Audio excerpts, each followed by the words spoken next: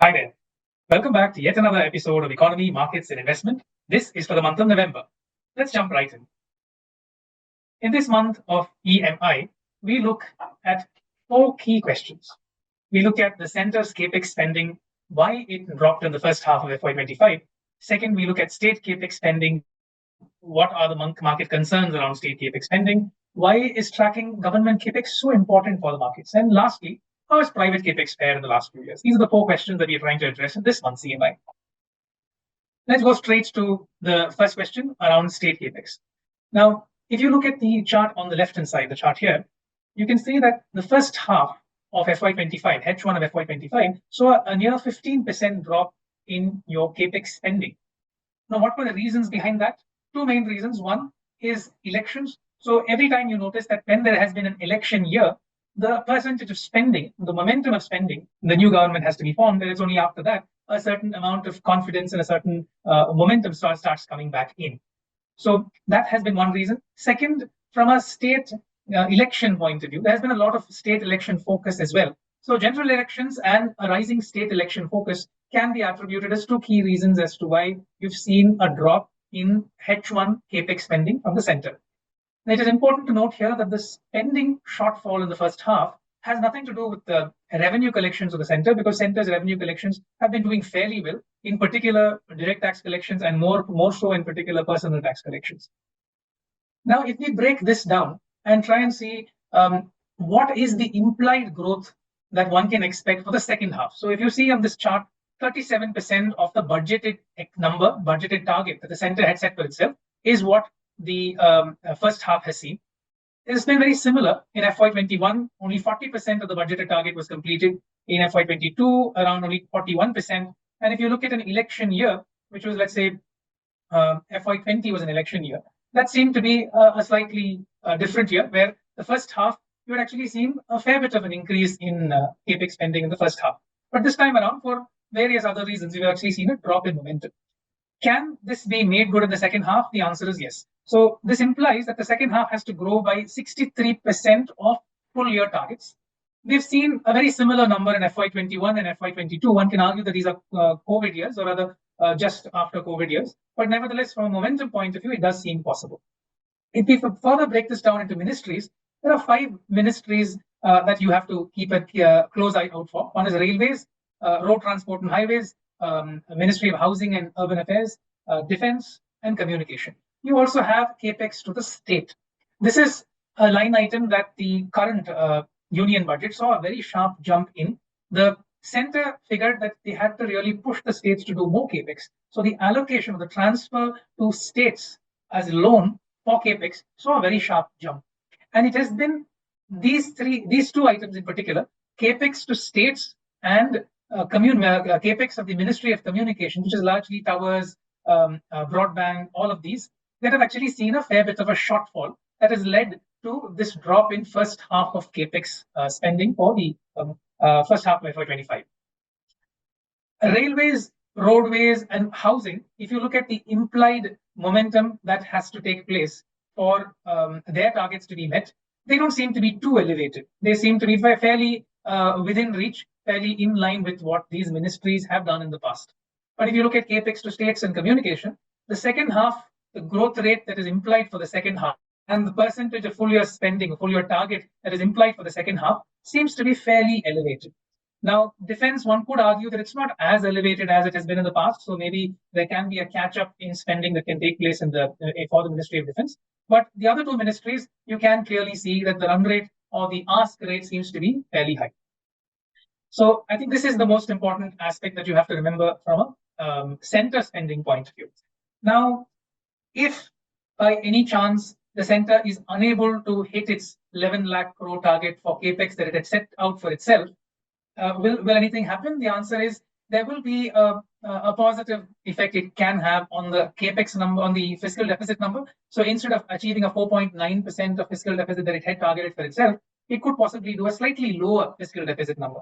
Now, we don't really expect any significant slippage from a center capex spending point of view. There could be a marginal drop if these three ministries, rather these three line items of spending, does not really take place. Let's now go to state capex. Now, state capex is fairly important and is a topic that will stay relevant for a while now. Now, why? If you look at state capex, you take the 22 key states that account for roughly around 80% or 85% plus of total state GDP, you can see that the momentum has been coming off. 6-month moving average year-on-year growth for state capex does seem to be fairly negative. Now, why is this raising concerns? Now, there are two things that we have to remember here. Now, where does a state get its revenue from? 50% of revenues for a state comes from revenues that it generates from itself in the form of excise duty, in the form of stamp duty, registration fees, etc. Now, another 25, the next 25 comes from tax devolution, that it's a state's own share in central tax revenues, and the state then devolves and sends it to them.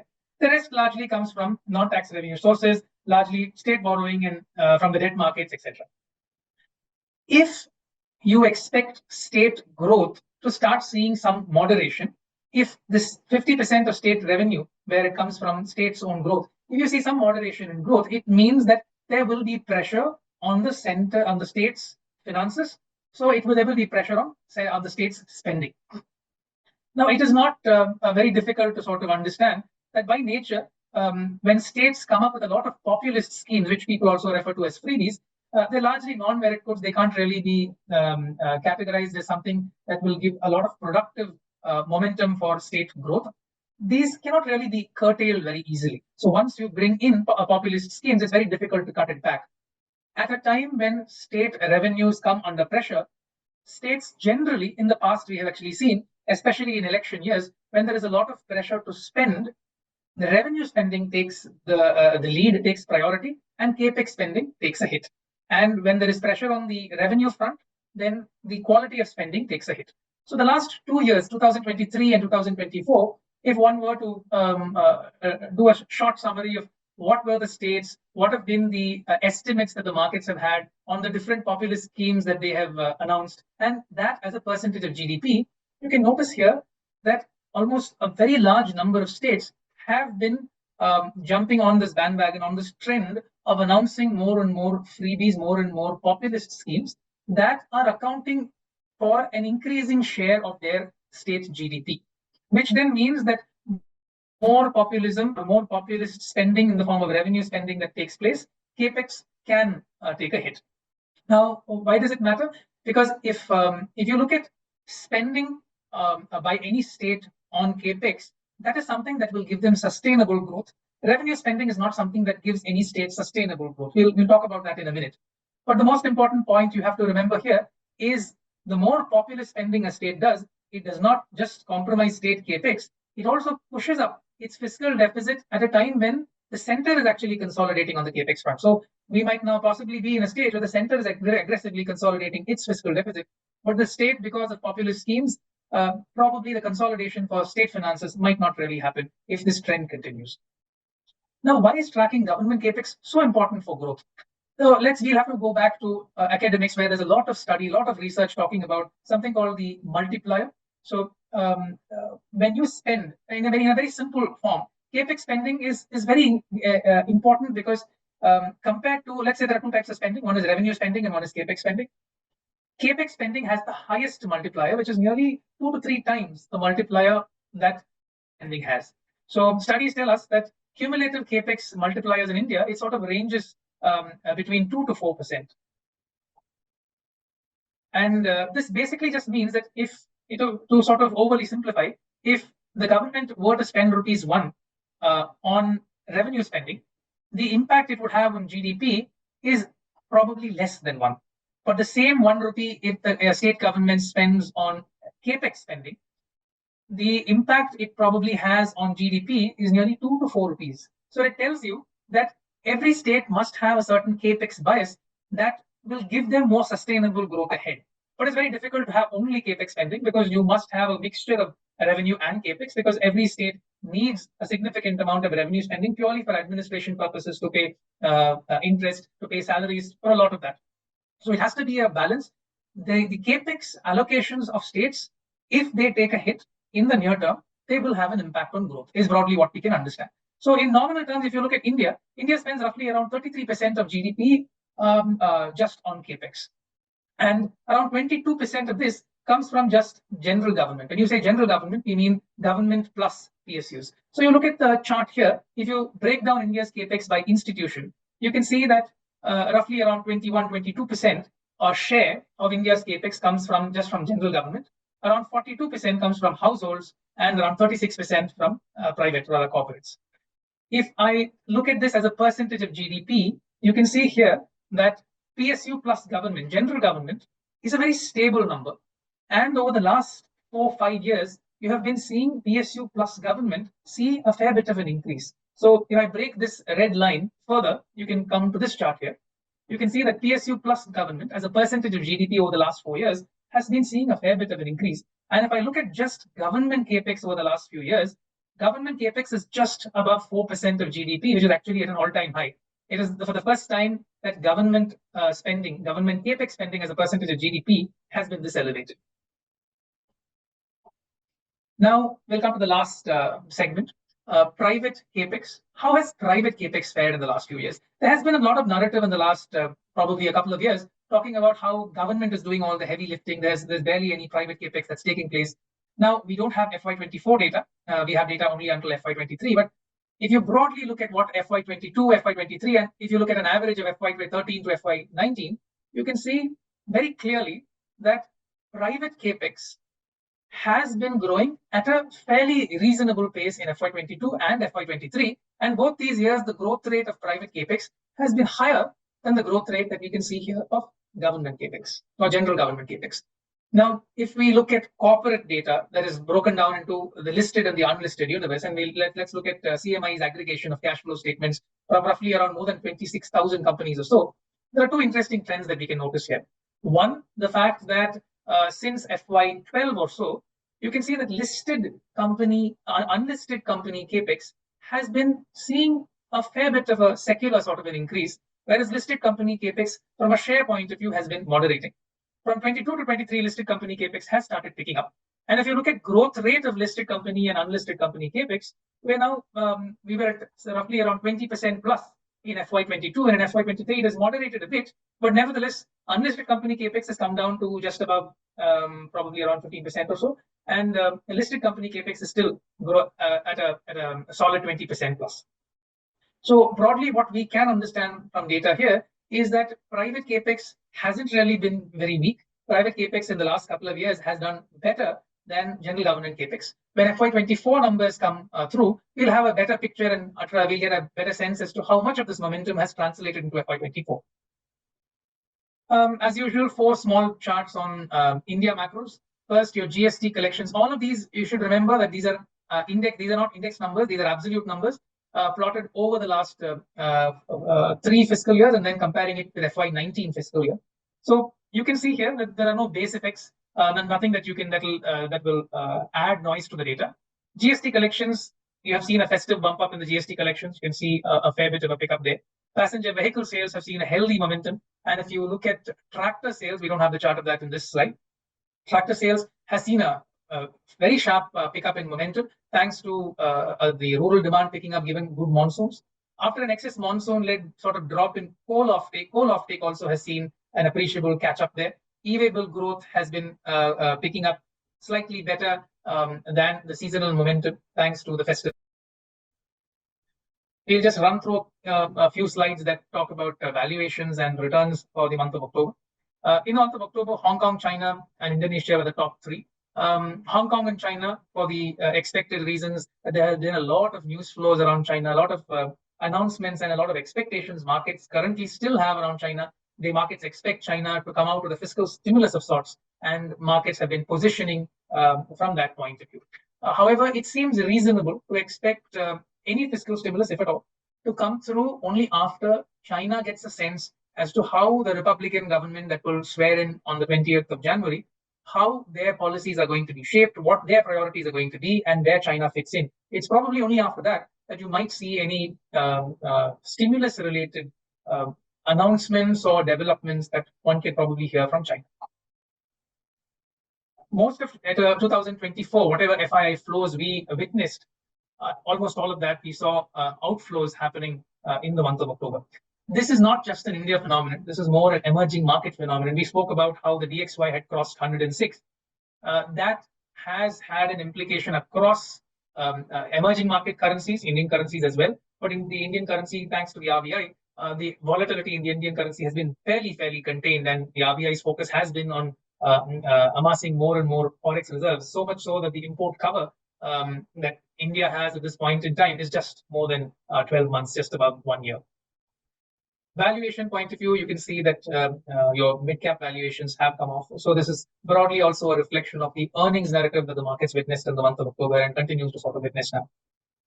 Now, the last on the valuation front, we keep talking about the earnings yield and bond yield gap. So earnings yield is nothing but 1 by PE, and bond yield is your 10-year GSEC yield. The gap between earnings yield and bond yield has always been a very key and a very sought after indicator that markets look at from a valuation point of view. So at any point in time, if earnings yield is higher than bond yield, which means that the gap is positive, markets generally, or investors always look at that as a no-brainer opportunity to sort of get into the market. So you saw very brief periods. You saw a brief period of that happening in 2013, a brief period happening around in late 16, 17, and then during COVID. These were all no-brainer opportunities. But on average, if you look at the earnings yield bond yield gap, earnings yield generally is lower than bond yield. The gap is in the range of 110 to 140 basis points or so.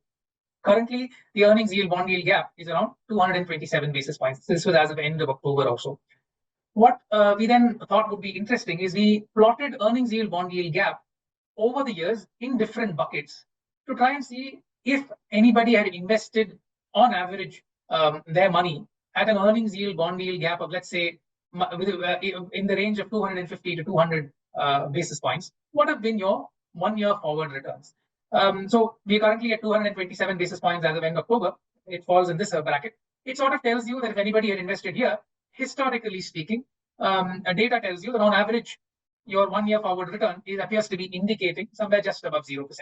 So the broad point that this chart displays is that the higher the earnings yield bond yield gap, the probability of your 1 year return being positive keeps reducing, and the return also keeps reducing. So the lesser the earnings yield bond yield gap, the probability of 1 year forward returns being fairly decent are higher.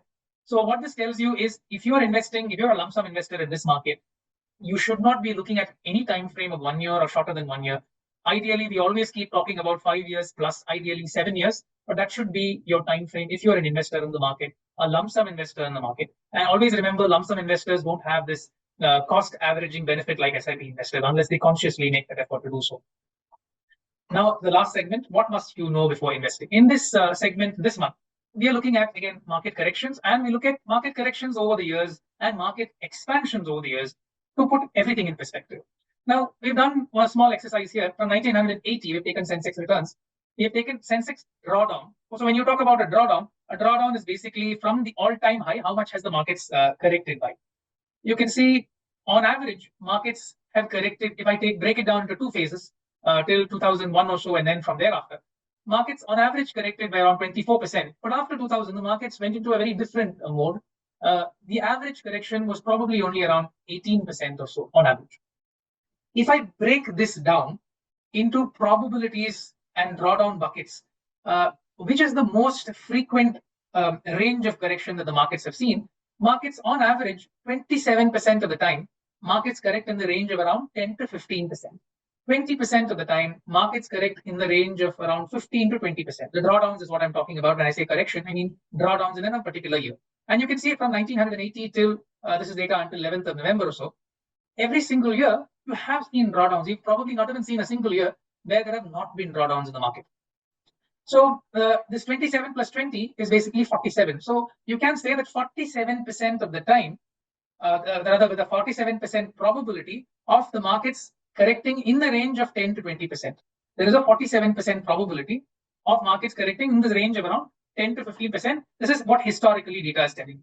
So this is data that is very conducive and very positive for SIP investors, because at every drawdown, unless you consciously as a lump sum investor keep adding on and cost averaging with your time frame being fairly long, for an SIP investor, the structure of SIP in itself will give that cost averaging for you, and which is also the main reason why SIP returns and CAGR of lump sum returns over the last 20, 30 years, SIP returns always sort of trump lump sum returns. We then come to this last slide where we measure the market expansions and market contractions. Two things that come out very clear from this chart. It tells you that market corrections, that is drawdowns, are in relation to expansions, are much shorter in time frame and are much smaller in magnitude when you compare them with the extent of returns that you have made in expansion. So on average, if I look at this data from 1979, markets have delivered 135% returns on average from their lows, of returns from their lows, and they've corrected by on average by around 31% from their highs. This is what data tells you from 1979. Now we then break it down into time frames. So if you just break the above chart into blocks here and try and see how many months does a market stay in expansion, how many months does a market stay in contraction. On average, markets expand for around 22 months, and on average, a drawdown or a correction of roughly around 10 months. And you can see the blue blocks on the upper side of this chart are always much bigger and longer than the red blocks here that are below the chart. So the point that we keep reiterating in every E.M.I is always stay invested for a longer period of time. If you're a lump sum investor, it would always be great if you're an SIP investor because the system itself will take care of cost averaging. But if you are a lump sum investor, please look at time frames of well above 5 years, ideally 7 years plus. And if your time frame is 5 years or 4 years or shorter, diversification is something that you have to very seriously consider. Lastly, we end with this is the picture of the White House. We thought that was relevant given that the US elections have just ended this month. A very important quote from Benjamin Graham, a veteran investor. He talks about how in the short run, markets are a voting machine, but it's always in the longer run that they are a weighing machine. It is very important to keep perspective in mind whenever you look at market valuations, market returns, and market fundamentals. This is Arjun Nagarajan signing off. Until next time, have a great month ahead. Mutual fund investments are subject to market risks. Read all scheme-related documents carefully.